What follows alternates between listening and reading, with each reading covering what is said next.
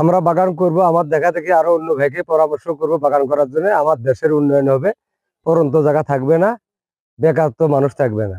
শেরপুরে মালটা বাগান পরিদর্শন করলাম এবং আমরা ইতিমধ্যে আমাদের অনেককেই আমরা মালটা বাগান করেছি।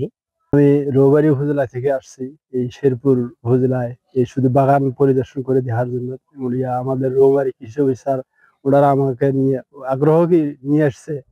এই আগ্রহের কারণ আছে আমার এখানে।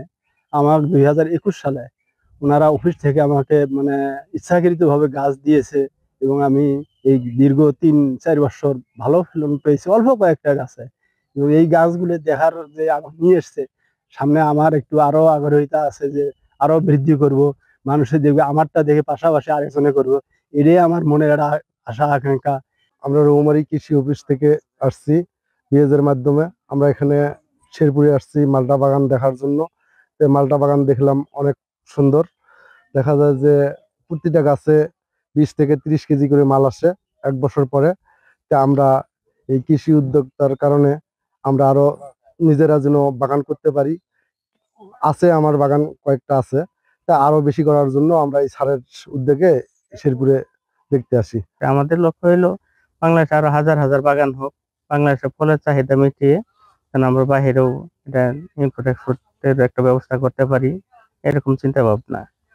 যে আমাদের কাছ থেকে কেউ যদি চারা নেয় তাহলে এটা আপনার এই মাটি প্রসেসিং থেকে শুরু কইরা আমরা টোটাল তাদের বাগানটা আমরা পরিচর্যা করে সুন্দর করে সাজাই দিই এবং আমাদের লেবার দিয়ে চারা নিয়ে যায় লাগাইয়া আমরা এটা কমপ্লিট করে দিয়েছি। কোনো লেবার কস্টিং নেই না, এমনকি চারা যে কোনো রেট বেশি নেই এটাও না, চারা রেট যা তাই, কিন্তু আমরা নিজের আমাদের লেবার দিয়ে করে দিই এবং তাদের কোনো চারা যদি মারা যায় বা কোনো সমস্যা হয় তাহলে আমরা দ্বিতীয়বার আমরা নিজস্ব খরচ আমরা চারাটা পাঠিয়ে দিই এবং ওইটা লাগিয়ে দিয়ে আসা হয়, এই খরচটাও নেওয়া হয় না।